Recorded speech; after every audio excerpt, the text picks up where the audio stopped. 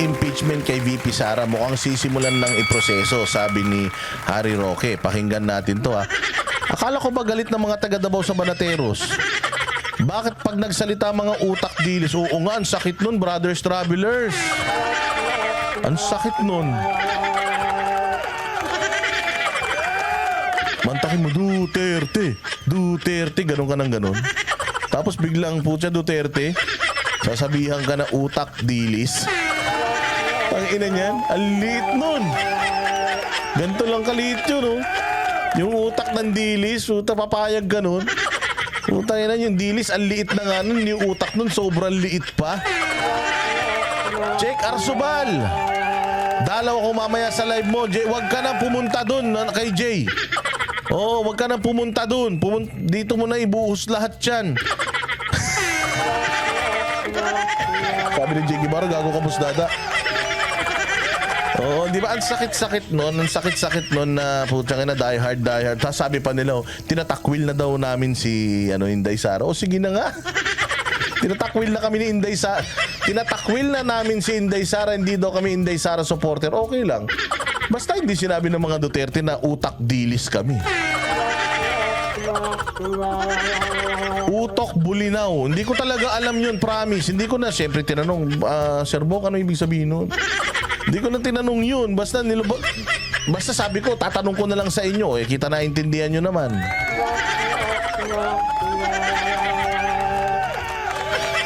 Pakidurog naman si Attorney Libagan. Binanatan si Baste. Sige, Jason Caballa, isend mo sa akin yung link. Hindi ko pinupuntahan yung abogadong pulpul na yan eh.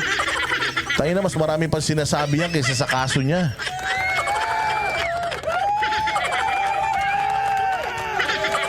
O kung binasa ko lang yung message, promise, hindi ko talaga naintindihan. Oo, ngayon, nung pinaintindi niyo sa akin, napaisip ko, siguro tawa ng tawa ngayon yun, nanonood yun. Sabi, loko-loko talaga to si Busdada, binisto na naman ako. Ba't ba tinext-text ko pa to si Busdada na to, loko-loko talaga, ang hayop na ito. Pinakain ko na nga ng alimango to nung pumunta rito eh. Pinabaunan ko pa ng mga pumelo. Tapos ibinisto na naman ako. Addition, Busdada, addition, not subtraction. Lagi pa naman ako pinapaalalahanan niya ni Sir Bong, Busdada, addition. Addition, not subtraction. O, sige na.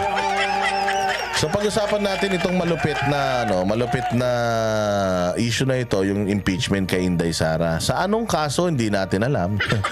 Tingnan natin itong Kongreso kung ano yung kaso na mabubuo nila laban kay Inday Sara. Putang ina niyan. Saan ka makakita ng simula nung siya'y umupo bilang Vice President ng Pilipinas, siya na ang may pinakamataas na trust rating.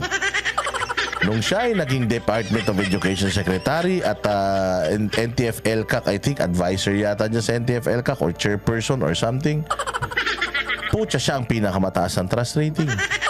Sa lahat ng mga opisyal ng gobyerno, pati ang si Tambaluslos, ang Senado, ang Supreme Court at ito si Bongbong Marcos, kahit na spare tire lang siya pa rin ang pinakamataas ang trust and approval rating. So dito mo talaga mapapansin na ang mga Duterte ay threat talaga sa political na pangarap ng mga buwaka ng inang mga nasa congressman na mga kawatan. Hindi lahat Hindi lahat, pero karamihan sa kanila ng mga magnanakaw sa pamahalaan. Kaya talagang salot ang mga Duterte sa mga kriminal. Salot ang mga Duterte sa mga magnanakaw. Salot ang mga Duterte sa mga kawatan ng mga opisyal ng gobyerno mapang-abuso at mapangapi.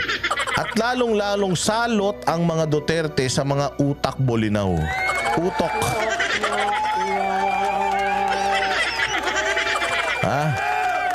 Sa mga utok bulinaw. O galit na galit ang mga Duterte dyan. So dito mo talaga malalaman na kung totoo itong balita. At hindi ko talaga alam kung saan to nanggaling kasi. Oo, sa drug lord, MPA, lahat yan. Mga adik. Oo, ay putya, meron pala akong isang i-add na nakakainis naman.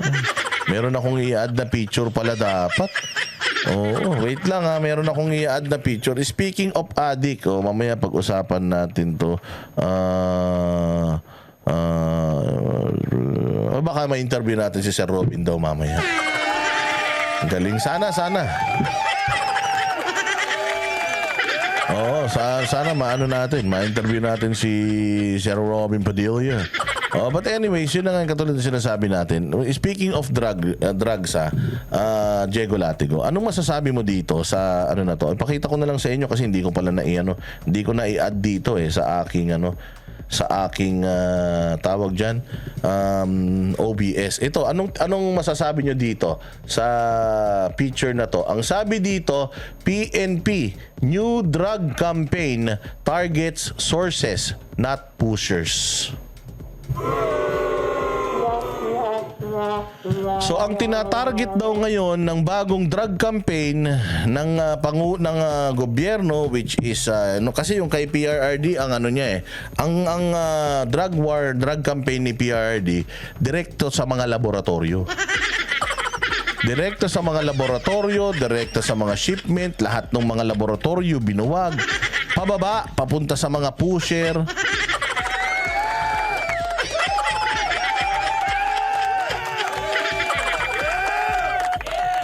Question lang PNP. Question lang ha.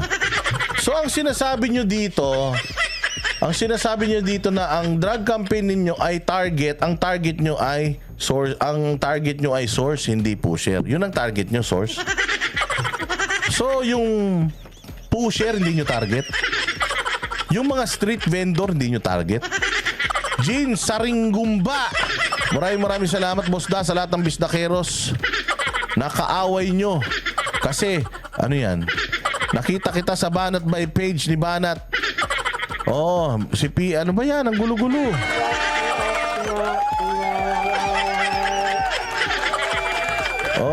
Wala kaming kaaway. Hindi naman namin sila kaaway. Ini-expose lang namin yung kabobohan nila. Jean Saringgumba. So ngayon, PNP, bakit hindi nyo targetin lahat? Bakit ang target nyo source, hindi nyo target yung pusher? Bakit hindi kaya lahat targetin nyo? Targetin natin yung source, targetin natin yung pusher, targetin natin yung user. Nahulihan nung nakaraan diyan sa Bureau of Corrections, Bucor official, may droga. Ay ko nga sa inyo, itong putang inang administrasyon na ito, puros droga ang nasa isip talaga ng mga hayop na ito. Si Bantag, tinanggal nila dyan sa Bilibid para mayagpag na naman ang droga dyan. Ayan, yun na nga. Namayagpag na naman ang droga dyan sa Bilibid. Tang-ina niyan. Ngayon naman, yung magandang war on drugs ni PRRD, puta, hindi na lang itinuloy. Binago pa ng mga gago. Ang target daw nila is bloodless at saka mga source. Ang ina niyan. Kasi daw pagka yung source daw nahuli mo, hindi daw yan makakapagtinda sa mga pusher. Tanga! Pag nahuli nyo yung source, nakuha nyo yung drugs, yung mga pulis nyo, binibigay yun sa mga source. Mali, sa mga pusher. Pag nahuli ng mga pulis nyo, binibigay yan sa mga pusher, binibenta rin yan. Di ba yun nga yung sinolusyonan ni PRRD? Kaya nga nagkaroon ng internal cleansing sa inyo, sa hanay ninyo. Gagi, tama ka dyan, Diego Latigo. Yung source nasa Mexico. Yung source nasa China. Ang ina nyo yung nanguhulihin nyo. Paano nyo uhulihin nyo? Baka mamatay kayong lahat dun. So pagdating yan dito sa Pilipinas, tayo na ano yan, huhulihin natin, di ba? Huli yan, yung alitagtag, ano nangyari? Nahuli yung alitagtag, 2 tonelada. Pabawas ng pabawas, baka ngayon 2 kilo na lang yan.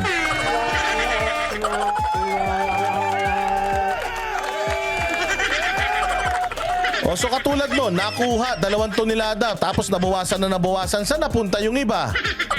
Imposible, 1 tonelada yung bigat nung nung lagayan. Kasi sabi nila yung mga pinaglalagyan daw ng mga container, mabigat daw yun, yung mga pinaglalagyan. Gago! Tangina, ano yun? 1 tonelada yung mga pinaglalagyan ng mga orokan? Mas mabigat pa yung orokan kaysa dun sa laman? Ganun ba yun?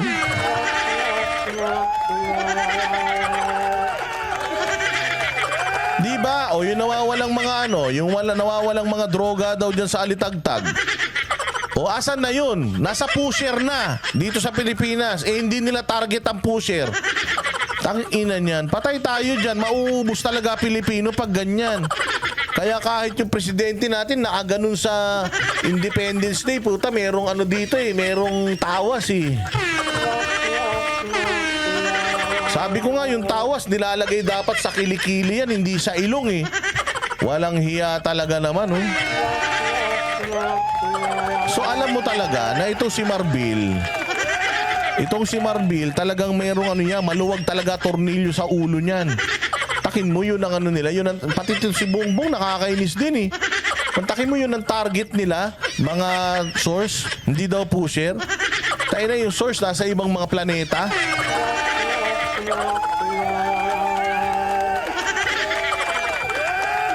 Palpak yung formula ni Marbil. Putsa, palpak silang dalawa ni Bongbong. Maniwala ka. Binabanatan ko na si Bongbong. Baka naman LDS pa din kami niyan.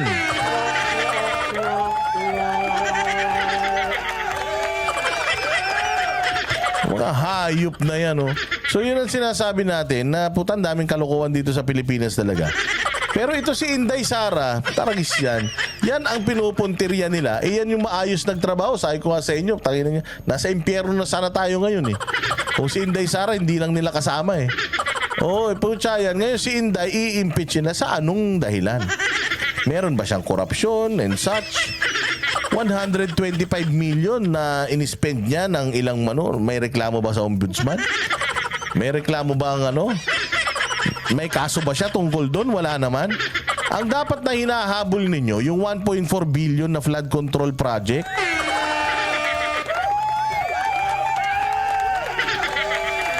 Utok bulinaw din to Si Marbil na to Yan ang dapat na hinahanap ninyo mga congressman. Hindi si Inday Sara, 125 million ni Inday Sara.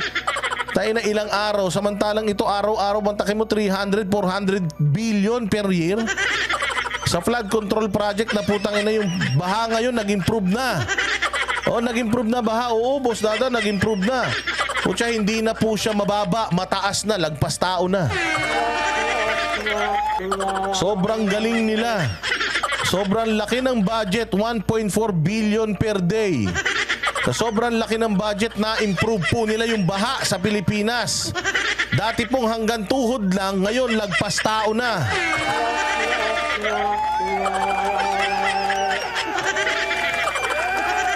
Walang hiya talaga Mga utok bulinaw talaga. Sabi ni English Tagalog, alam mo na ang utok bulinaw. Oo. Sir Bong, hindi ko talaga yun alam. Buti na lang tinanong ko dito. Pasensya na.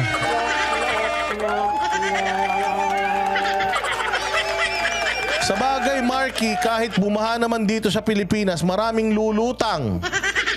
Bukod sa maraming basura sa Pilipinas na mga Pilipino, marami rin mga plastic na mga Pilipino.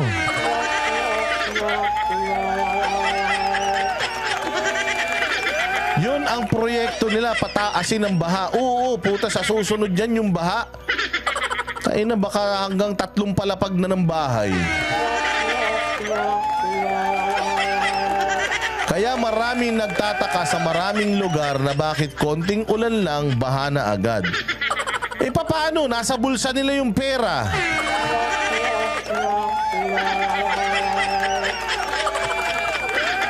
Walang hiyo. Pero alam nyo ako pag may singaw ako, kasi sabi nito ni Jean Sarigumba, may baka daw meron lang si presidente nun, meron lang sa ilong, ganyan.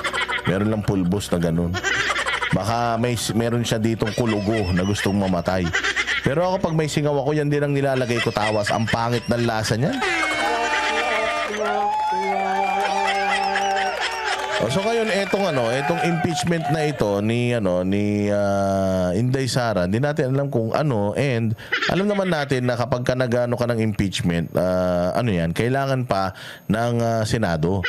Kailangan pa ng Senado, doon yung articles of impeachment gagawin ng Congress, and then yung impeachment hearing gagawin niya ng Senado. That's if the Senate will adhere sa katarantaduhan ng Kongreso. So, alam naman natin katarantaduhan talaga yan.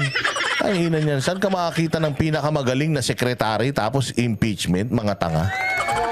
O pakinggan ninyo itong balitang ito ni Harry Roque at alamin natin kung saan ba nanggaling itong balita ng impeachment na ito. Kasi naghahanap talaga ako, kinontak ko yung mga kontak ko sa mga kontak ng mga kontak.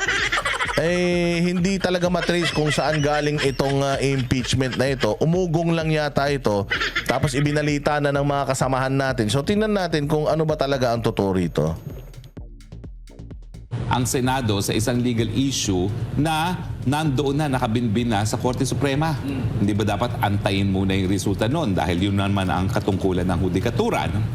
Itaguyod ang supremacy ng ating saligang batas na sinasabi ng mga petitioners dun sa Korte Suprema na linabag daw ang saligang batas nung binigyan ni Marcos Jr. ang ating Inday Sara ng 221 million na parang 125 doon ay confidential fund na nagastos ng mga satellite offices. Kung titignan mo naman saan napunta yung mga nagastos na yan ay lahat napunta sa tulong sa taong bayan. No? Yan naman talaga ang paggamit ng confidential. Lagi ko sinasabi sa inyo na dating opisina ko, yung mismong Office of the Vice President. Nasa 7th floor kami, tapos sila nasa top floor. Tapos may mga pogo din doon. So everyday na pumapasok ako, syempre magpapark ako sa parking, ang haba-haba ng pila. Doon sa labas, doon sa may receiving area nila, ang haba-haba ng pila. Lahat yun nangihingi ng pera pinansyal pang ospital, para sa estudyante, scholars and all. Ang haba everyday. Hindi bumababa ng mga 100 yung pumipila. Hindi, siguro mga less than 100 pero not more than 100 but not less than 50. Yung mga nakapila dyan per day ang ina-accommodate netong si Inday Sara. That's what? How many years na? 3 years na. So yung 125 million, sabi ko nga sa inyo, ang bilis lang gastusin yan. Tangina nyo, nagastos nyo nga yung 20 million eh. Diyan sa zona sa Kongreso na mga pinakain nyo ng mga kwek-kwek at saka mga dynamite eh. Sinisilip nyo yung 125 million ni Inday Sara, napunta naman sa tao yun. Samantalang kayong mga congressman, 20 million, isang araw lang, kinain nyo lang yun. Tapos yung iba, hindi naman mga opisyal ng gobyerno. Hindi naman pasahod ng Pilipinas. Tangina, pinapakain ng mga Pilipino yung mga hindi pasahod ng mga Pilipino. Tapos kaming mga Pilipino na mga taxpayers, hindi makain yung mga pagkain na kinakain nyo. Mga hayop kayo.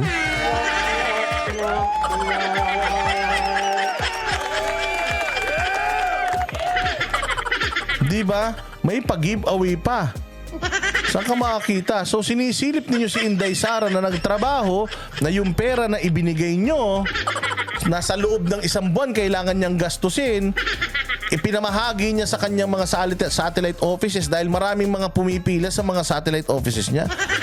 Alam mo ba dati ang Vice President ng Pilipinas, si Leni Ogag, isa lang ang opisina niyan, yung nandiyan lang sa may New Manila. Si Inday Sara, mantakin mo buong Pilipinas, meron siyang satellite offices. Yung mga nasa probinsya, hindi na kailangan magpunta ng Maynila para humingi ng tulong kay Inday Sara. Yung mga nasa probinsya, meron ng mga offices si Inday Sara doon ng OVP para makaano sila, para sila ay makahingi ng ayuda sa opisina ni Inday Sara. So inilapit ni Inday yung OVP sa mga tao. Hindi na yung mga tao ang lumalapit sa OVP, ganun katindi ang mga Duterte. Putangin na nyo, wala nga kayo naisip na ganun, ipapa-impeach nyo pa to? Dito ba sa Pilipinas, kapag nagtatrabaho ka ng tapat at marangal, mas lalo ka nilang tatrabahuhin. Diretso mo, Harry Roque. So, ibig sabihin, marami tong natulungan si Inday Sara. 125 billion. 20 million sa Congress isang araw. Tanginan yan. Sabi ko nga sa inyo, yung 20 million, di ba galit na galit noon si Risa Ontiveros? Grabe naman kayo. Parang 22 million per day ang gastos nyo. Buong Pilipinas, tanga. Yung Kongreso nga 20 million, 2 oras lang nila ginastos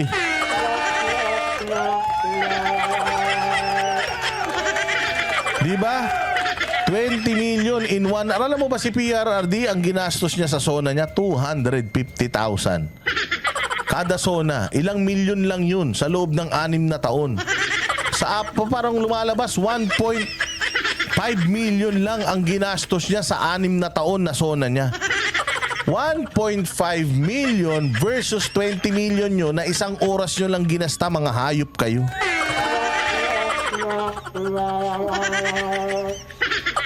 Diyos ko po. Kaya nga sabi ni Truth Matters, malaking tulong yung satellite offices. Ang hirap lumabas or lumuwas tapos ilang araw ka pipila. True, isa pa. Kaya nga parehas talaga yung mga taga Davao, yung mga Duterte, parehas ng mga isip eh. Tinan mo, sino pa yung isang magaling na inilapit sa tao? Yung mga pila dyan sa mga ayuda. Sino? Ilagay nyo dyan kung sino. Kung talagang pina-follow ninyo ang mga Duterte.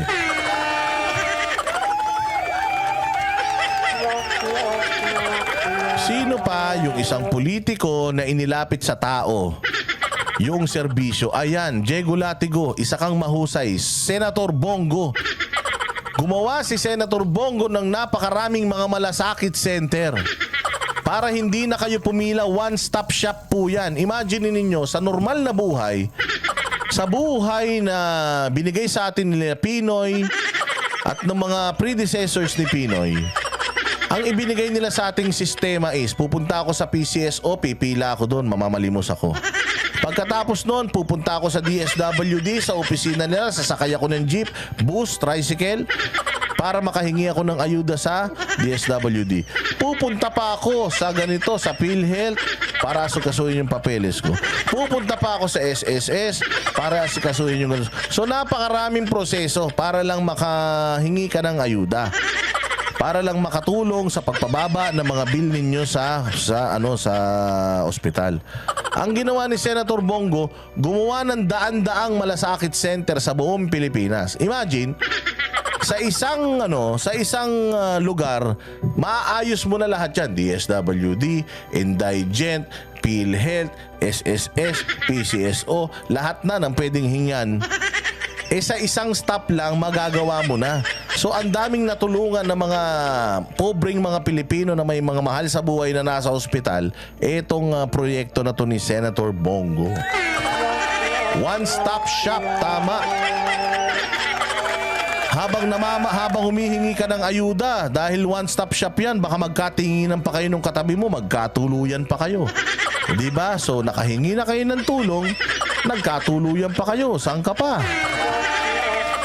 So ganyan ang politika, ganyan ang trabaho ng mga Duterte, malinis. Ika'y malinis tinrabaho. Ganun sila, tapos impeachment. May impeachment complaint kay Inday Sara, tapos may impeachment plunder case si Senator Bongo kay Trillanes. Putang ina, sabi ko nga mga bobo talaga. Saan ka makakita ng ganyang tao? Dapat, Trillanes, tumakbo ka sa Kongreso. Bagay ka dun eh. Kulang pa sila dun ng mga pulpul na mga katulad mo.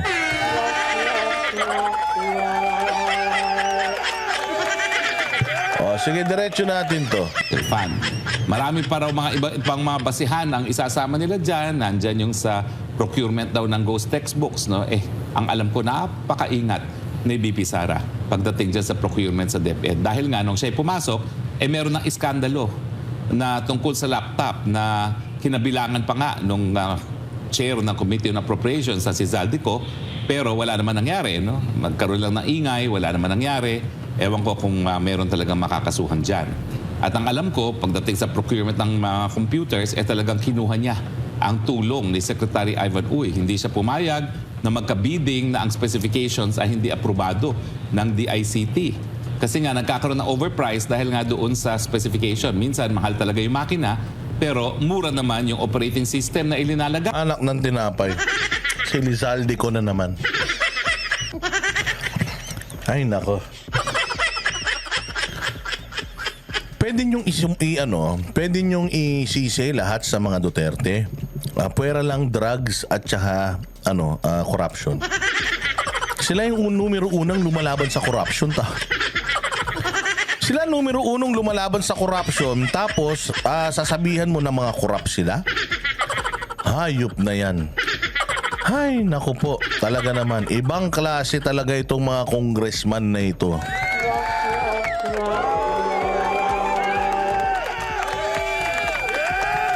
Sigurado naman ako na alam ni Inday Sara na nakatingin sa kanya lahat ng tao. sigurado ako na kung magnanakaw naman si Inday Sara, alam niya rin yan na mahuhuli at mahuhuli siya. Bakit? Ay na, ang dami nilang mga kalaban, ang dami nilang mga kaaway. Siya mismo, ang dami niyang mga kaaway, magnanakaw pa siya. Walang hiya talaga. Hindi ko talaga alam kung saan kumukuha ng utak itong mga congressman na to. Guy, na walang dahilan para maging napakamahal ng laptop, no? So, para maiwasan yan, at dahil din ma-eksperto si Inday Sara Duterte dyan, kinuha niya yung advice ng ating DICT. So, wala po siyang binid na laptop or anong tawag doon sa isa? Hindi laptop. Yung isa, yung tablet na hindi po sang-ayon ang ating DICT Secretary sa specifications, no? So, lahat naman po yan, karapatan yung gawin, pero isipin niyo po, ang politika, walang forever. Baka mamaya yung inyong ini-impeach maging presidente sa lalong mabilis na panahon. Lalo na sa mga panahon ngayon na merong... Minamadali lang, alam mo, minamadali talaga ng Kongreso itong si Inday Sara na mawalan ng kapangyarihan eh. Gusto nila talagang mawala ito si Inday Sara kasi pagka na-impeach ka, kung... Hindi ko alam pag na-impeach ka kung pwede ka pang pwede ka pang magkaroon ng posisyon sa gobyerno kasi si Erap na-impeach yun, di ba? Pero nakabalik naman unless talagang binigyan siya ng presidential pardon.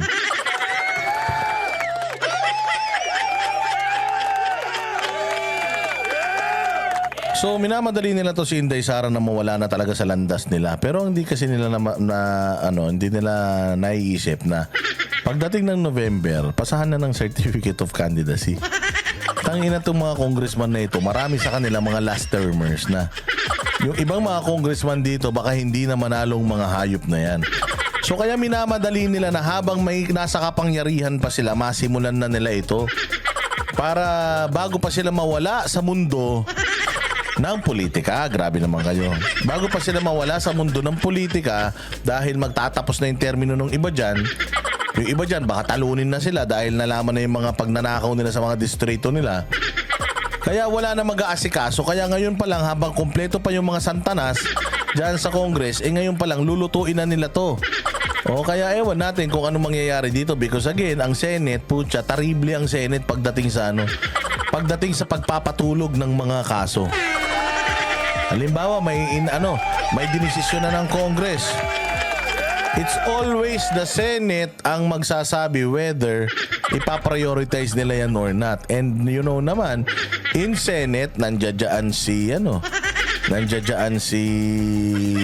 Bongo, andyan si Bato, andyan si Robin. O hindi ba? So, medyo mahihirapan ng Kongreso talaga na i-push ito. At kahit na i-push nila yan, sigurado tayo na matatagalan. Baka presidente na si Inday Sara nun. Bago pa masimulan yan. Question doon sa kalusugan ng presidente dahil nga dito sa pulboronic video at ang mga testimonya ni Cathy Binag. Mga partners, o nga pala, kagabi, nakatanggap ako ng tawag galing kay Maharlika. Abay, lumabas na pala yung written expert opinion na yung pulboronic video ay unaltered. Ibig sabihin, authentic. Walang ebidensya na may AI, walang ebidensya na merong alteration. At ito'y binigay na isang eksperto na galing mismo sa Los Angeles na film capital of the world. Again, klaro yung pong video hindi siya altered, hindi siya AI. Yung pong video ay authentic, legit, hindi po siya manufactured or hindi po siya fakely manufactured. Klaro yun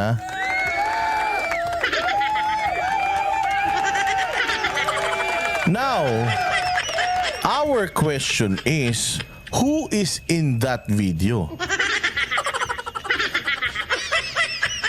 Who is in the video? Sino ang makakapagpatunay na si Presidente Bongbong Marcos yung nasa video o hindi? Ang makakapagpatunay po nun ay si Presidente Bongbong Marcos lamang. Na hindi naman niya sinasagot yung issue na yan. At dinidinay naman ng mga tsuwariwap niya yan. O ngayon, paano natin malalaman Okay, so yung video na authentic is just one step. Second is, paano natin mapapatunayan na si Bongbong yun? Pangatlo, paano natin mapapatunayan na si Bongbong Marcos ay hanggang ngayon sabog pa din? Oh, drug test. So yun talaga ang dapat na itawag natin, yung drug test. Hindi rin, Banateros, love ko to. Halimbawa, ako kumuha ng video. Kailangan kong patunayan beyond reasonable doubt na si Bongbong talaga yun.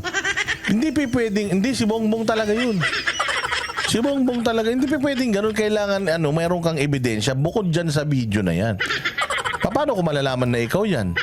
Oh, di sana meron kayong video, selfie na magkasama ko yun, nasuot niya talaga yun. Yun, pwede yun. Pero kung halimbawa ako, bigla ko sasabihin, sino ba ang source niyan? Si Bongbong ba talaga yun? Oo, ako source niyan. Siya talaga, binibidyoan ko siya niyan. Di ba? Unless may ganun. Pero paano kung wala? Oh, so kailangan talaga drug test. Pag nalaman natin na positive sa drug test, kung positive nga, o di, na natin yan, i-impeach na yan. Or ikulong na yan, i-disqualify na yan. Pero kung hindi siya positive, kung negative naman siya, di one problem solved, ang dami pang problema. May bigas, 20 kilos, mahal lang bilihin, mahal lang ganito, mahal lang ganyan.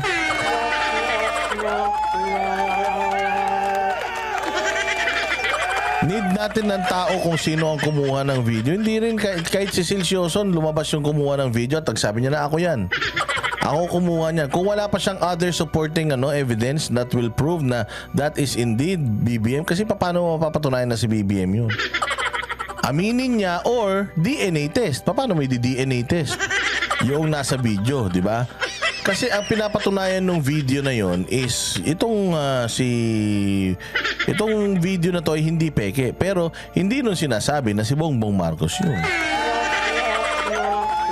So yun ang kailangan natin hanapin. Kailangan natin, ang presidente natin mag-adhere doon sa panawagan ng mga tao na kung ayaw mong tawagin ka ng bangag, kung ayaw mong tawagin ka ng adik, dapat ang gawin mo, sir, hair follicle test ka na. O kaya kahit na yung katulad kay Inday Sara na lang. Yung komprehensibo, yung lahat ng drugs nando doon.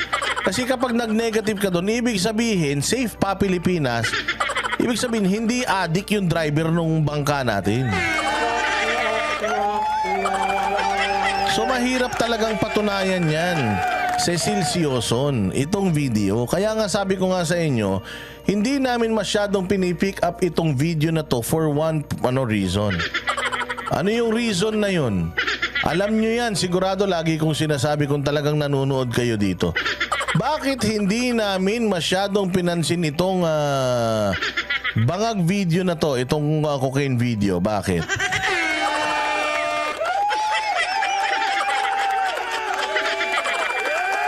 Oh, walang makakasagot. Ako na sasagot. Kung walang makakasagot. Oh, pero sa totoo lang, kaya umano tayo. Sabi nga ni Diego Latigo, talino talaga ni Diego Latigo. Yan ang talagang mga tagapanood. Kasi noong 2022, naniwala na kami na adik si Bongbong. 2022 pa lang, naniwala na kami. Kayo hanggang ngayon, kinukumbinsin nyo pa yung sarili ninyo na si Bongbong ay adik. Kami naniwala na noon kay PRD. Kayo hanggang ngayon kinukumbinsin nyo pa yung tao na nagkamali sila sa boto. Hindi kasi kayo nakikinig eh.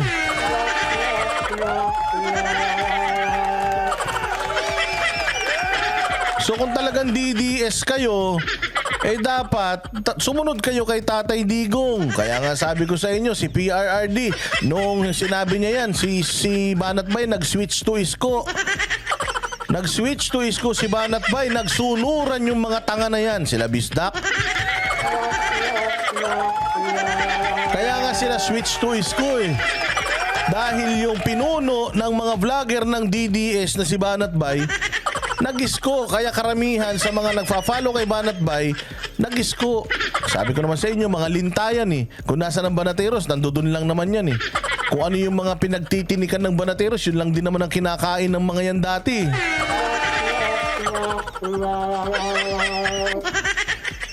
So yun. Yun po yun. Ngayon, ang pinipilit nyo kaming tanungin, kulitin, na bakit hindi nyo pinagre-resign si Bongbong dahil bangag. Napatunayan nyo na ba? Patunayan muna natin. Pag nalaman natin na addict talaga, pag-resignin natin, tsaka putangin na niyan, kahit anong sigaw mo, resign ka na, hindi ka pakikinggan yan. Sabog nga eh.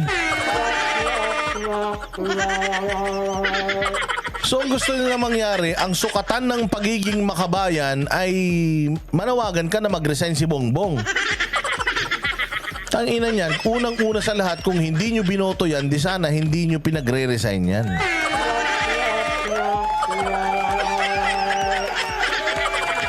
Di ba? O sige, diretso natin, Harry Roque, yung iyong statement. World. Kaya dahil film capital of the world siya, lahat yung mga magagaling sa mga video analysis narariyan sa Los Angeles, no? So, isa pa po yan na issue na dapat husgahan na naman ng taong bayan ngayon.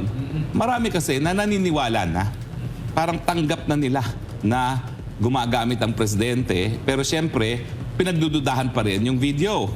Ngayon nandyan na po yung expert opinion ng isang disinterested person kasi yung DICT at NBI naman, lahat yan under sa presidente. Ano ngayon ang magiging husga ng taong bayan dyan sa pulboronic video na yan? So, tignan po natin yan. Yan na yung ang papasok na bagyo sa Philippine Area of Responsibility. Yung authentication ng pulboronic video na po pwedeng maisa publiko. Tinatanong lang ngayon ata ni Maharlika Boljaquera doon sa kumpanya kung okay lang ilabas pati yung pangalan ng kumpanya nila, no? Kasi siyempre may mga iba hindi po ang payag. Ang pagkakaintindi ko kasi yung Kasi ang problema kasi sa akin nito, masyado nating pinapahaba, pinapabulaklak. Masyado nating ginagatasan yung video, authentic yung video, anong masasabi nyo, ano kayo ngayon, mga banateros? O sabi nyo nun, walang video, ngayon may video, nagagalit kayo? Hindi yun ang issue dito. Ang issue dito, naniwala na kami noon kay PRRD. Kaya nga kami nag-switch to ISCO dahil naniwala kami kay PRRD. So hindi na sa amin importante whether this video is authentic or not. Ang importante ngayon is magpa-drug test yung presidente ng Pilipinas para malaman ng mga Pilipino if he is still fit to govern this country.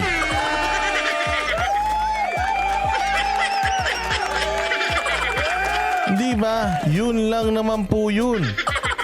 Ay grabe si Nana JP. Maraming salamat sa iyo, Nana JP.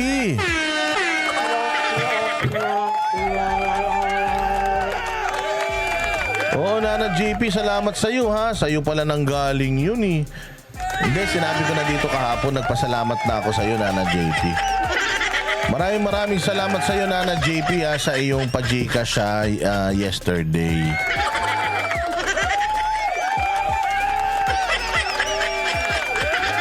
Kailan ka ba nag-send, Nana JP? Kahapon, di ba? Kahapon, di ba? Nana JP kahapon. Alam ko natanggap ko yung kahapon ni Eto. Tingnan natin transactions. Meron 3,000 August 10. August 10? August 12 na ngayon ah.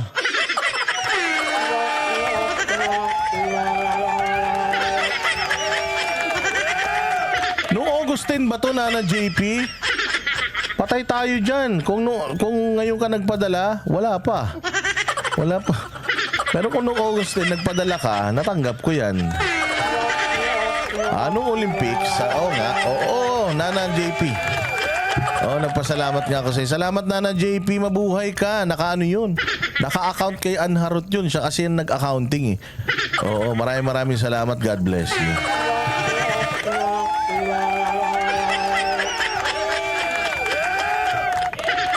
Hindi ba? Sige, diretso natin to. Basta yun lang lagi natin sinasabi tungkol dyan sa video na yan. Huwag na natin masyadong gatasan yung video na yan. Stick na, diretso na tayo dun sa bomb site. Sabihin na natin kagad yung tao na mag-gano na.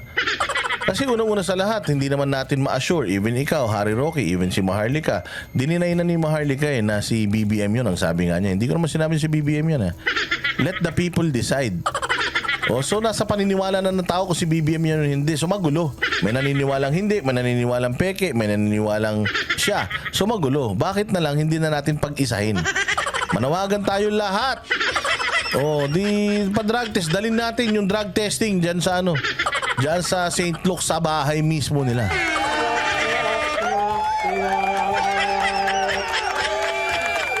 Ganun, diretsuin na natin, wag na natin pagkaanuhan yan. Pagkapirahan yung video na yan because again, 2022, naniniwala na tayo dyan. Ang tanong, matagal na kasi yung video na yan. Ang tanong, ngayon, gumagamit pa ba? So kung gumagamit pa ngayon, tanggalin na yan dyan. Pero dapat dalin natin sa legal. Magpa-drug test, tapos pagkatapos nun, pag negative, work. Pag positive, putang ina niya, umuwi na siya sa sinapupunan ng nanay niya.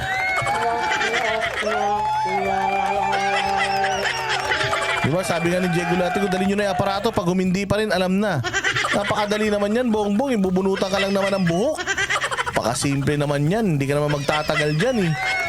Nagpunta na kayo ng St. Luke's noong nakaraan, hindi nyo pa pinagawa. Walang hiya oh.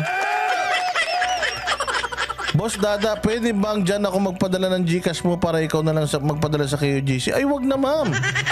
Oo, wag, baka kasi mamaya niyan.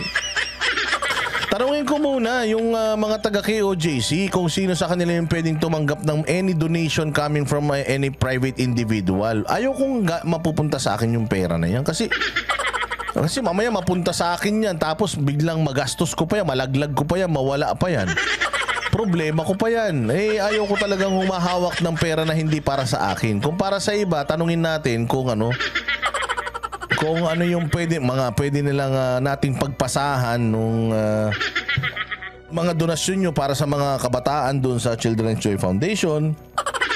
O di ganun. O kaya, tanungin ko sila kung ano yung mga pangangailangan doon. Halimbawa, kung sinabi na kailangan doon mga Boss Dada, mga diapers, bla bla bla. O di sabihan ko kayo. O tapos bumili tayong diapers, padala natin doon. Mga ganun, planuhin natin maigi ha. Oo, planuhin natin maigi na JP. Planuhin natin maigi. Ay, wag kayong magpapadala sa akin ng pera. Hindi ako nanghihingi ng pera for KOJC ha. Wag. Tanungin natin yung KOJC kung ano ang pwedeng, kung saan pwedeng magpadala, kung paano yung setup para malaman natin para hindi masayang yung effort ninyo. Alam ko gusto nyo tumulong sa KOJC. Ito lang din naman ang magagawa natin, tong channel natin. So, tanungin ko muna sa kanila and then inform ko kayo. Okay? Oo, pasensya na ha. Unang nag-authenticate niyan, hindi pumayag na yung kanilang findings isa publiko dahil ayaw nila makaladkad sa kahit anong issue ng politika. Pero ngayong nandiyan na po yung authentication na yan, kinakailangan tanungin na naman ng Presidente. Mr. President, nabibigay kami sa iyong katahimikan. Authenticated na po. Bagamat ang sabi ng mga... Oo nga, ba't ang tahimik ng media dun sa yung sa Katibinag, bilig ba ako dun? Detalyado talaga. Tsaka siya mismo nakakita, kaya alam niya yung mga pinagsasasabi niya. Kahit paikot-ikutin mo yung tanong, pare-parehas yung sagot niya. So nakikita ko yung Katibinag, maayos yung kanyang utak. At talaga naman, yung mga pinagsasabi niya, kung i-gauge ko, at least mga 80% naniniwala ako sa kanya sa mga sinasabi niya. So, maganda yun. Nagtataka ako sa mga punyetang mainstream media. Punyemas na mga mainstream media na mga bayaran talaga. Yan ang talagang bayaran. Mantakin mo, hindi mo ginugulo si Katibinag. Noong nakaraan, nakita ko nag-post si Katibinag, kumakain siya sa alfresco lang. Yung mga ganyang kasisikat, mga ganyan ka high profile na mga whistleblower, pucha yan, hindi yan nagpapakita sa taong bayan. Nagtatago yan, nagdi-disguise yan. Pero si Katibinag, pakalat-kalat lang dyan sa BGC. Reliable source yung kay Kati. True, kasi nga, siya mismo yung nakita, hindi yung chismis lang. Hindi galing kay pulang ahas, puting ahas, green na ahas. Yun talaga, siya mismo. Kumbaga, she's with the group of Pulburon. Mikmik pala. With the group of Mikmik boys. Talagang nakita niya na nagsisipag-singhutan itong mga putaragis na ito. O hindi, sa bagay, alam mo, sa mga mayayaman kasi normal lang yan eh. Yung mga bisyo ng mayayaman, putya, ibang klase yung mga yan. Minsan nga, bumibili ng 5 sasakyan yan. Isang araw lang eh.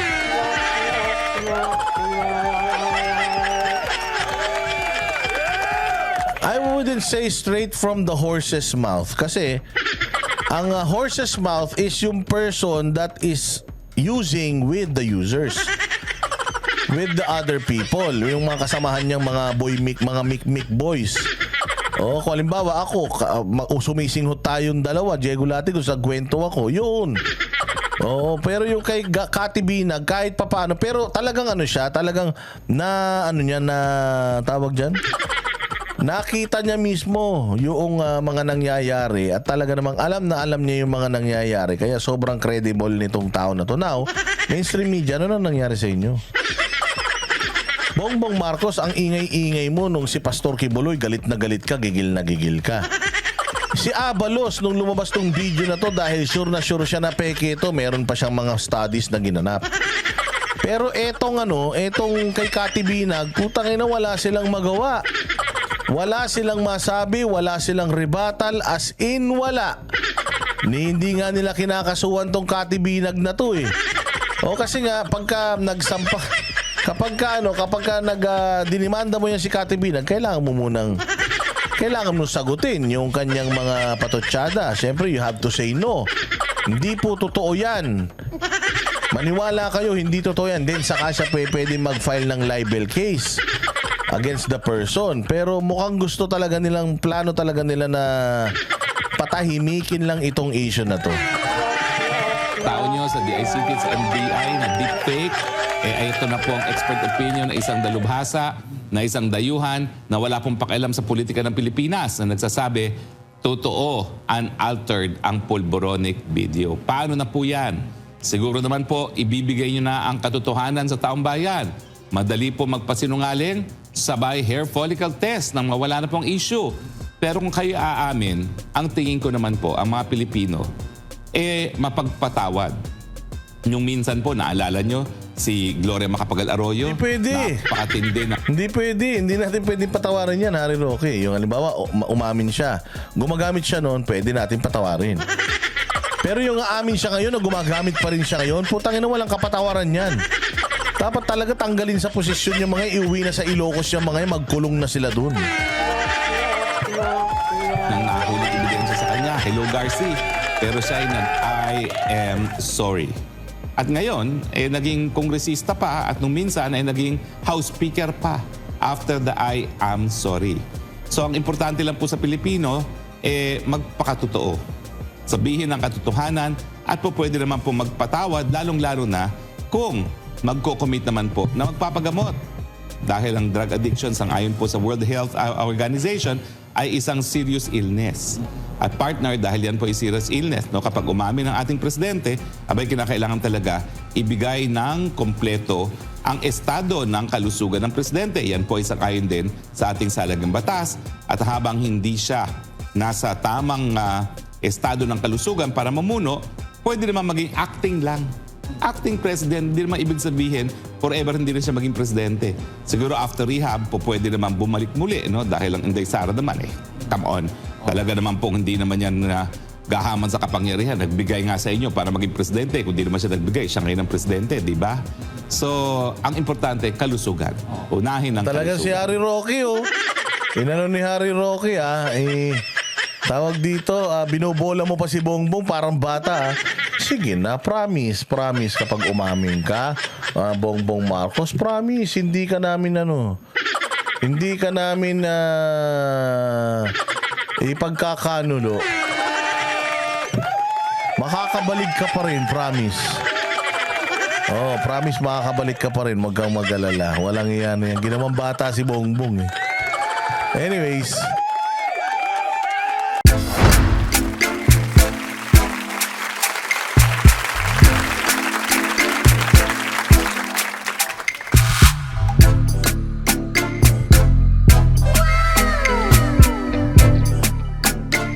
The next performance will start momentarily.